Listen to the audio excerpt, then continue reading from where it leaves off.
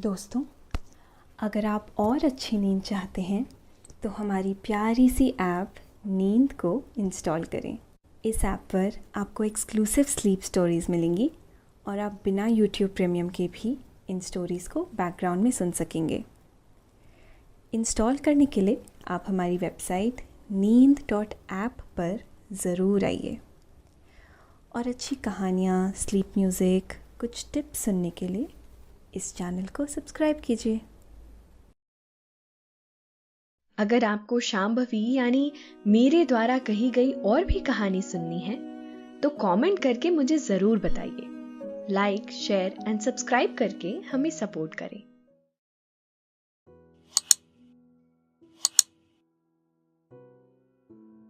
नमस्कार, मैं हूं शांभवी। आज सुनिए लेखक रजत की लिखी स्लीप स्टोरी।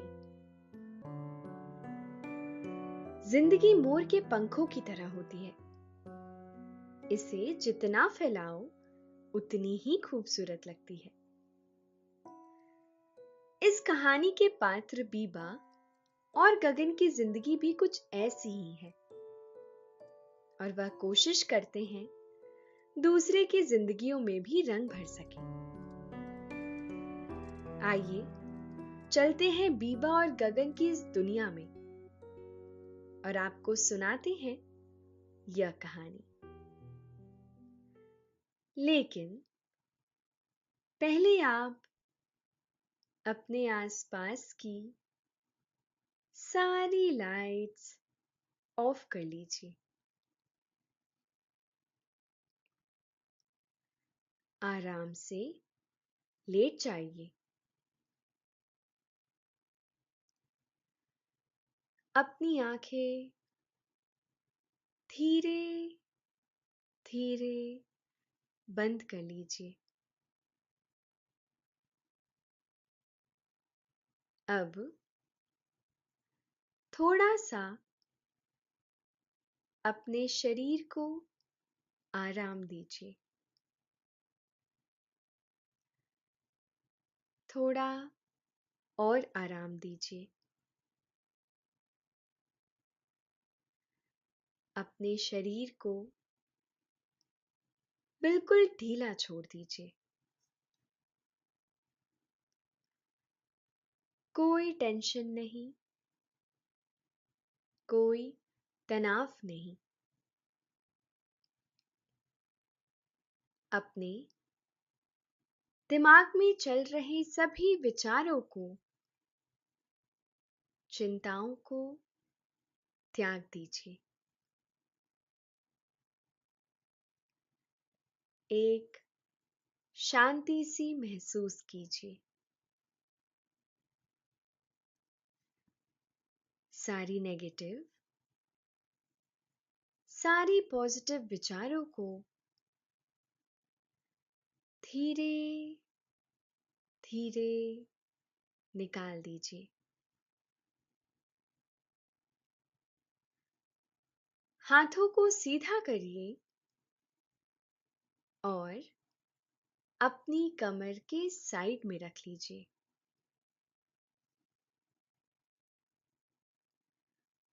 अब अपनी सांस पर ध्यान लगाइए।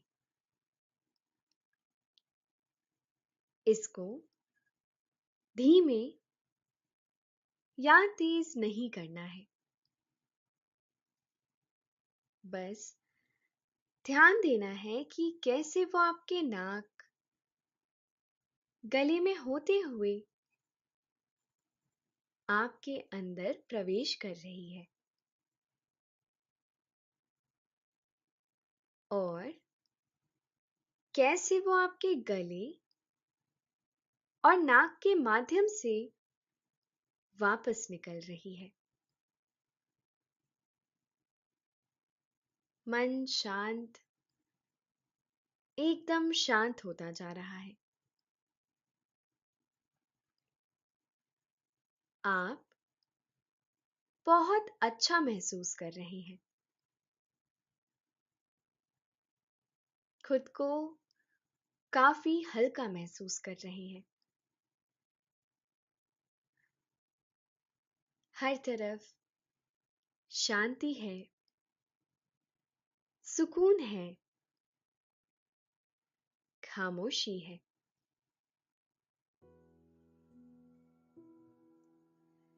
बीबा को सभी लोग बीबा कहकर ही पुकारते थे। सिर्फ लोग ही नहीं, पशु, पंक्षी, हवा, पानी, घटा सभी। बीबा यूं तो सबसे हिल मिलकर रहा करती थी। जब भी किसी से मिलती तो पूरे प्रेम के साथ मिलती थी, पर रहती अकेली थी, सबसे अलग थलग। उसने अपनी छोटी सी कुटिया भी गांव के बाहर एकांत में बना रखी थी, जिसे उसने खुद अपने हाथों से बनाया था। एक एक तिनका जोड़ करके, जैसे कोई पंछी अपना घोंसला बनाता है, बिल्कुल वैसे ही। बीबा इस नाम की इतनी आदी हो चुकी थी कि वह खुद ही अपना नाम भूल सी गई थी। बीबा की उम्र लगभग 60 बरस के करीब थी।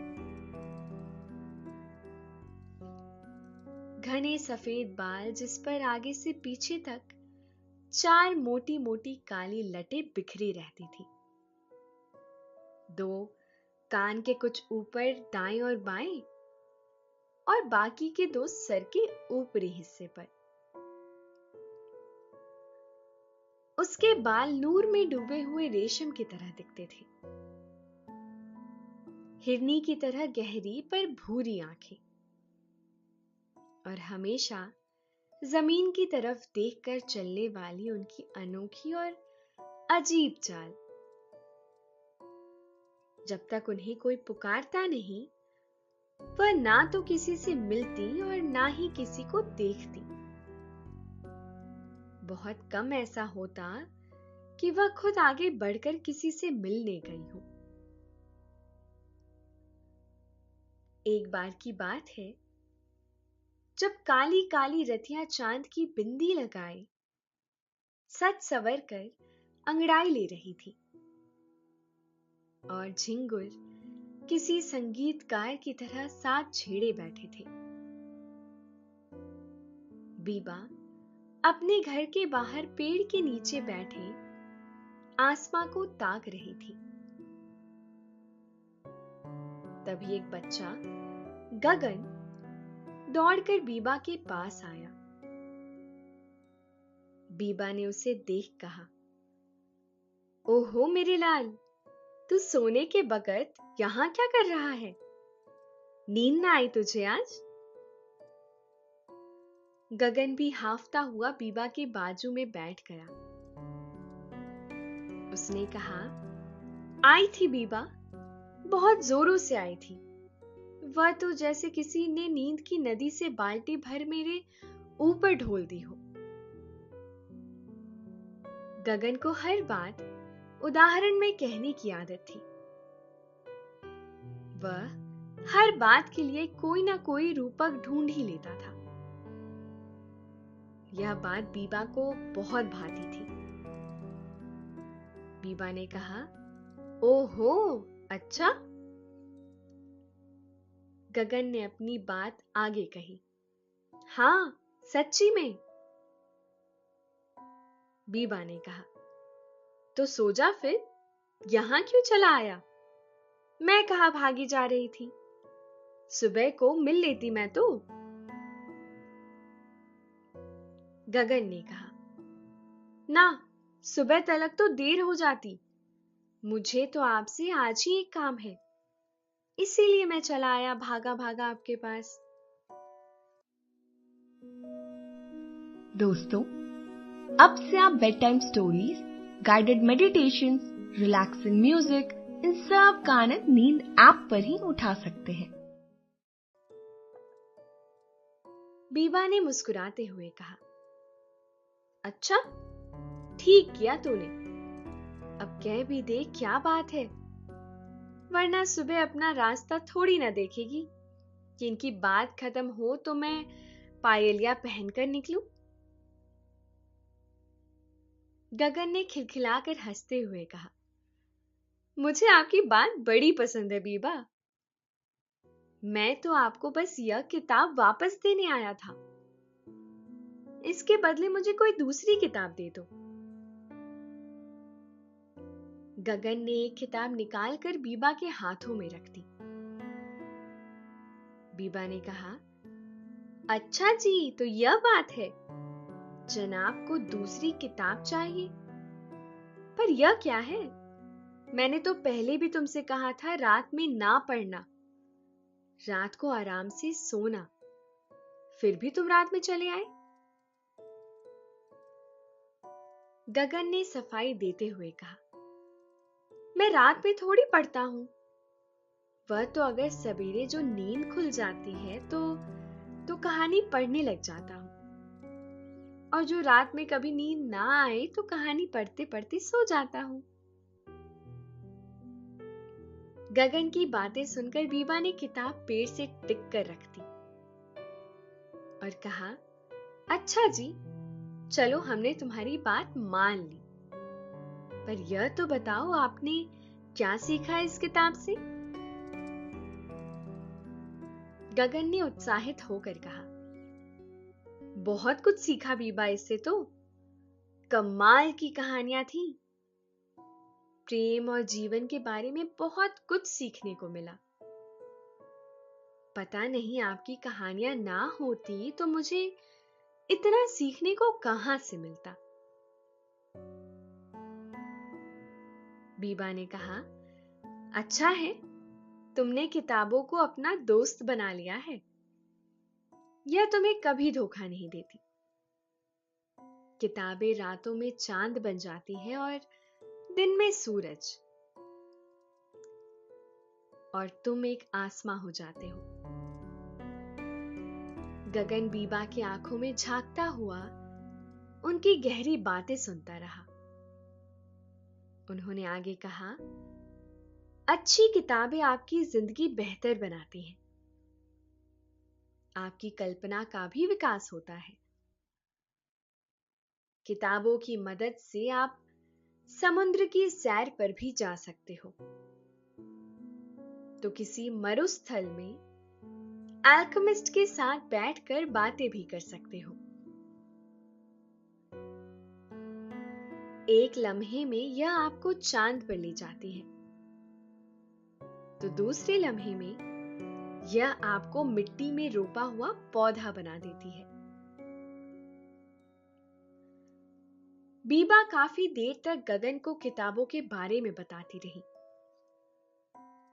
बीबा एक लेखिका भी है। वह खुद ही कहानियां लिखती और जिसे पढ़ने का मन होता उन्हें पढ़ने के लिए दे देती, पर लौटा देने के वादे के साथ। कुछ देर बाद वह गगन को कुटिया के भीतर ले गई और सामने सजी किताबों को दिखाते हुए कहा, तो बताओ, कैसी किताब पढ़ने की इच्छा है इस बार? गगन ने किताबों की ओर देखते और सोचते हुए कहा, यह है तो सभी कमाल की, पर कुछ ऐसा है जो रोमांचक हो, रहस्यमयी हो और साथ साथ उसमें प्रेम भी हो। यह कहकर गगन शांत हो गया और बीबा की ओर देखने लगा। बीबा के चेहरे के आव भाव इस तरह से थे कि जैसे किसी ने उनसे कोई बहुत गंभीर बात कह दी हो। गगन को लगा उसने कुछ ज्यादा ही कह दिया। एकाएक बीबा ने अपने आव भाव बदले और हंसने लगी। उन्होंने कहा, हां, बिल्कुल है, एक ही नहीं, बहुत सारे हैं। बीबा ने किताबों के पेड़ पर से एक किताबी फल गगन को देते हुए कहा, यह ले, इससे शुरुआत कर, बड़ा मजा आएगा। जो तुमने बोला वह तो इसमें है ही। इसमें वह भी हैं जो तुम कल्पना भी नहीं कर सकते। गगन खुशी से कहा, अरे वाह, यही तो चाहिए था मुझे। आप कमाल हो बीबा। आप मेरी जिंदगी में एक शीतल नदी की तरह हो और आपकी किताबें नदी के आसपास बना घना जंगल, जिसमें हर रोज मैं किसी एक पेड़ के नीचे बैठ उसकी छाया को पढ़ता रहता हूं। गगन की बातें सुनकर बीबा भाव विभोर हो गई। उन्होंने कहा, इतनी तारीफों के लिए शुक्रिया। बहुत जल्द वह घड़ी भी आएगी जब तुम भी किताब लिखने लगोगे और फिर मैं भी उन किताबों की छांव में बैठकर उन्हें पढ़ा करूंगी। गगन ने आश्चर्य से कहा, मैं और किताबें? पर मैंने तो कभी लिखा ही नहीं। बीबा ने उसे बताया, यह तुम नहीं जानते, पर तुम्हारी बातों और चरित्र से यह पता चलता है तुम एक लेखक ही बनोगे। तुम नहीं जानते अभी तुम्हारे भीतर कौन से बीज अंकुरण हो रहे हैं, पर एक रोज जरूर जान जाओगे। बीबा की बातें गगन के दिल में घर कर गई। वह भी इस बारे में सोचने लगा। बीबा ने कहा, कहां खो गए? अब जाना है कि नहीं? सवेरा यही हो जाएगा। गगन ने कहा, हां, मैं तो भूल ही गया, मुझे जाना भी है, मैं चलता हूं। गगन ने दौड़ते हुए कहा, और जल्दी से पढ़कर आपके पास आता हूं। उसकी आवाज सामान्य से धीरे होती चली गई और वह पेड़ों के बीच से होता हुआ अपने घर की ओर चला गया। बीबा किसी पेड़ की तरह उसे जाता हुआ देखती रही और गगन पंछी की तरह जंगल के इस आसमां में ओझल हो गया। 2 ही दिन बीते होंगे। दूज का चांद चौथ पर ही पहुंचा था। गगन किसी हिरण की तरह उछलता कूदता बीबा के घर की तरफ आ रहा था। यह देखकर बीबा घर के पास बने पीपल के पेड़ पर चढ़ी हुई थी, जहां वह गिलहरियों को दाना डाल रही थी, या यह भी कह सकते हैं वह किसी बहाने इनसे मिलने गई थी। गगन कुटिया के पास आया और आवाज लगाई, पर बीबा ने जवाब नहीं दिया। गगन ने कुटिया के भीतर भी देखा, पर वहां भी कोई नहीं था। गगन ने आगे पीछे सब दूर दूर देख लिया, पर बीबा उसे चुपचाप पेड़ पर बैठा देखती रही। वह कुटिया के बाहर खड़ा होकर जंगल की ओर देखने लगा। बीबा ने कहा, कहो गगन, कैसे आना हुआ? गगन ने आसपास देखा। वह समझ नहीं पाया आवाज कहां से आई। उसने कुटिया के ऊपर भी देखा। गगन ने कहा, कहां हो आप? दिखाई नहीं दे रहे। बीबा ने फिर धीरे से कहा, मैं तो यही हूं। गगन ने धीरे से आसमां की तरफ देखा। उसे ऐसा लगा आवाज ऊपर से कहीं से आई है।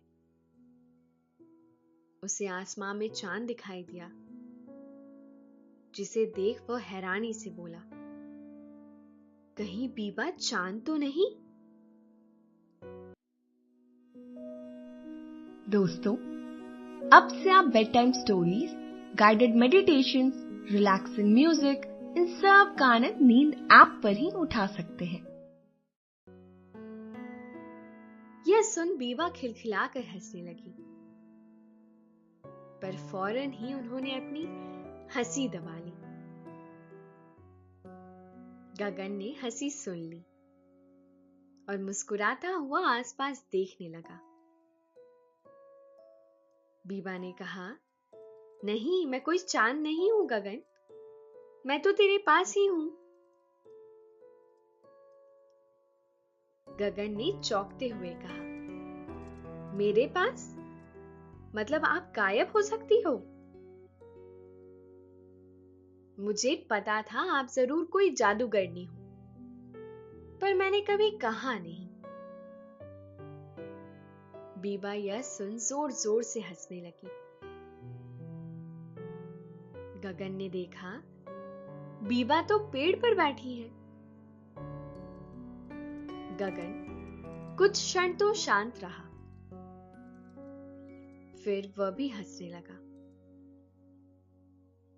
बीबा नीचे आई और उन्होंने कहा, जो भी हो गगन, यह कह पाना मुश्किल है, तुम्हारी बातें ज्यादा प्यारी हैं या तुम? दोनों पेड़ के नीचे बैठ गए और बातें करने लगे। बीबा ने कहा, और बताओ, किताब कैसी चल रही है? गगन ने चहक कर कहा, उम्मीद और कल्पना से परे। क्या कमाल लिखा है आपने, पर अब भी बहुत बची है। अभी तो मैं वहीं तक पहुंचा हूं जब वह सिंदूरी परी चांद का टुकड़ा तोड़कर अपने घर पर पहुंचती है। बीबा ने कहा, ओह, अभी तो बहुत कुछ होना बचा है, अभी तो और मजा आएगा। गगन ने कुछ देर बाद कहा, बीबा, एक बात है मेरे मन में, बोलो तो कहूं? बीबा ने कहा, कौन मना करता है, कहने को कह दो। बल्कि मैं तो यह कहती हूं, जब कोई सुनने वाला हो या ना हो, खुद से ही जी भर बातें कर डालो, सब कुछ कह डालो। कई बार हर समस्या का हल सिर्फ बातें ही होती हैं। काश यह बात हर कोई समझ पाता। गगन हमेशा बीबा की बातें सुनकर दंग रह जाता था। कैसे वह बातों बातों में कोई गहरी बात कर देती थी। गगन ने कहा, मैंने गांव में कुछ महिलाएं देखी हैं जो किसी ना किसी वजह से परेशान रहती हैं। मेरे मन में एक बात आई है उनके लिए। शायद आप और मैं मिलकर उनकी मदद कर सकते हैं। बीबा ने इस बात को गंभीरता से लेते हुए कहा, हां, क्यों नहीं, हम जरूर कुछ करते हैं। बताओ मुझे जल्दी से, तुमने क्या सोचा है? गगन ने कहा, जब से आप और आपकी किताबें मेरी जिंदगी में आई हैं, मुझ में काफी बदलाव हुए हैं। मैं पहले से बहुत बेहतर हूं। मेरा जिंदगी जीने का ढंग बदल गया है। प्यार के प्रति, लोगों के प्रति और खासकर प्रकृति के लिए मेरा नजरिया कमाल का हो गया है। जो आप कहती हैं वह बिल्कुल सही है। बीबा ने मुस्कुराते हुए पूछा, क्या है वह? गगन ने मुस्कुराते हुए कहा, अच्छी किताबें आपकी जिंदगी बेहतर बनाती हैं। बीबा ने अपनी एक भौं ऊपर उठाकर कहा, वैसे तो यह बिल्कुल सही है, इस बात में कोई दो राय है ही नहीं। पर तुम यह चाहते हो वह सभी मेरी किताबें पढ़ें? गगन ने संकोच भरे स्वर में कहा। हाँ। बीबा ने एकाएक अपने हाव भाव बदलकर चहक कर कहा, यह तो कमाल का विचार है। बीबा का जवाब सुनकर गगन खुशी से खिल उठा। बीबा ने गगन को कुछ किताबें दी और गगन ने भी कुछ किताबें अपनी मर्जी से ले ली। गगन और बीबा रोशन सितारों की इस रात में जुगनुओं की तरह चमकते हुए गांव पहुंचे। गगन उन्हें घर पर ले गया और बताया, यहां रहती है कमला आई। लोगों की आंखें देखकर वह उनकी परेशानियां पढ़ लेती हैं, पर उनकी आंखों में भी एक अजीब सी बेचैनी है।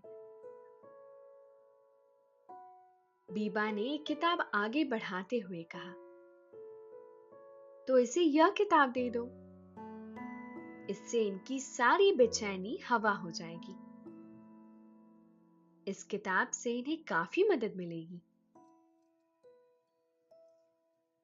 गगन ने किताब की ओर खिड़की से कंकड़ियां मारकर कमला आई को जगाया।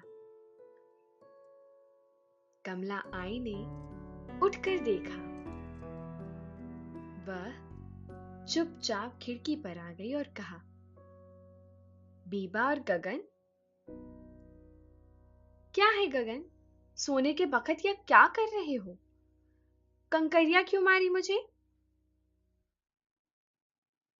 गगन ने उनके हाथों में किताब थमा दी और कहा, इसे अच्छे से पढ़ना, आपके लिए लाए हैं हम।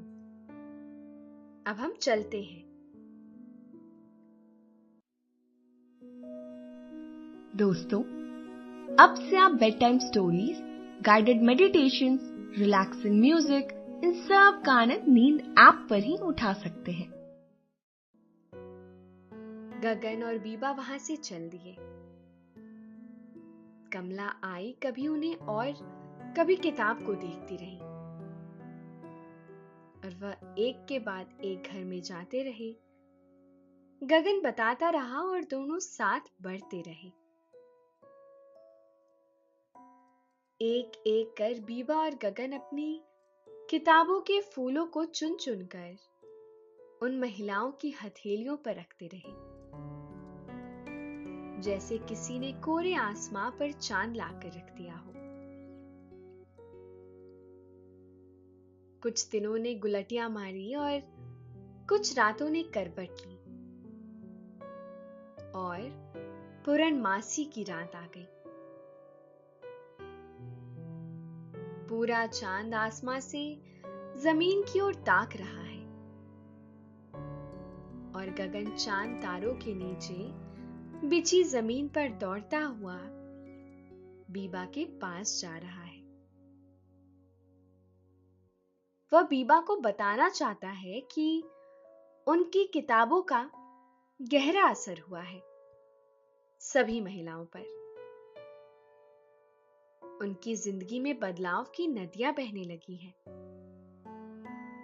और सभी और किताबें पढ़ने के लिए मांग रही हैं। गगन के हाथ में एक किताब है जो उसने पूरी पढ़ ली है, वही सिंदूरी परी की किताब, जो चांद का टुकड़ा तोड़कर अपने घर पर ले आती है। वह बीबा से इस अनोखी किताब के बारे में बहुत कुछ पूछना चाहता था। वह पेड़ों के पीछे होता हुआ बीबा के घर के करीब पहुंचा। उसने जो देखा वह असंभव और आश्चर्य से भरा हुआ नजारा था। जैसे वह सिंदूरी परी वाली किताब पढ़ रहा हो। बीबा अपनी कुटिया के बाहर अपने पंख फैलाए खड़ी है, अपने सिंदूरी और बड़े बड़े पंख चांद की तरफ देखते हुए बीबा ने उड़ान भरी और हवा में उड़ने लगी। गगन घर के और करीब आ गया। उसने हैरानियत और खुशी से किताब की तरफ देखा और फिर बीबा की तरफ। उड़ते उड़ते एकाएक बीबा पलटकर गगन की तरफ देख मुस्कुराने लगी। गगन भी खिलखिलाकर हंसने लगा। उसे बीबा के किताब की एक पंक्ति याद आई। जिंदगी मोर के पंखों की तरह होती है, इसे जितना फैलाओ उतनी ही खूबसूरत लगती है। रात के पंखों से नींदों के रंग आपकी आंखों में सिमट रहे हैं। अब आपके सोने का वक्त हो गया है। निंदिया रानी बहुत चुपके से आपके सिरहाने आकर बैठ गई है। वह हौले हौले आपकी पलकों को सहला रही हैं। आपकी पलकें बोझिल होती जा रही हैं। नींद आपकी आंखों में मध्यम मध्यम सी भरती जा रही है। धीरे धीरे आप पर नींद की खुमारी छाने लगी है। आपने अपनी दोनों ही आंखों को धीरे धीरे बंद कर लिया है। अब आप आहिस्ता आहिस्ता नींद की वादियों में उतरते चले जा रहे हैं। उतरते चले जा रहे हैं। शुभ रात्रि।